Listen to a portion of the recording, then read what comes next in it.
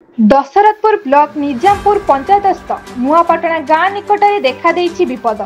जदिबा नदीबंध ए जाए धसी नहीं किंतु बालीमाटी पकाई करा जाइतिबा बंध पानी छाड़ पर खसिबार संभावना को आड़े दिया जाई न पारे। नुआपाटना ठारे बैतरणी रे द्वितीय बन्या आसिबा फल नदी तट खसी जाइछि। जदिबा नदीबंध 25 फुट चौड़ा अछि तथापि नदी भीतर पार्श्वकूल रे बंध को सपोर्ट देबा पई आउ किछि सहारा नहीं। एमिति अवस्था को नहीं भयभीत अवस्था अच्छा अंचलवासी।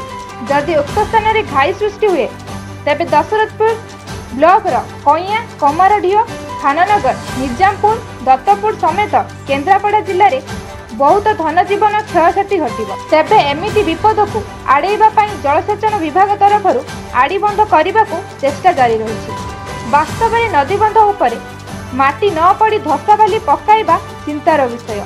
तेबे बन्या कमिबा परे बंधर अवस्था कौन रहिबो एहार चित्र स्पष्ट हेबो। Dashrathpur Nuapatna Saroj Panda report black and news OD.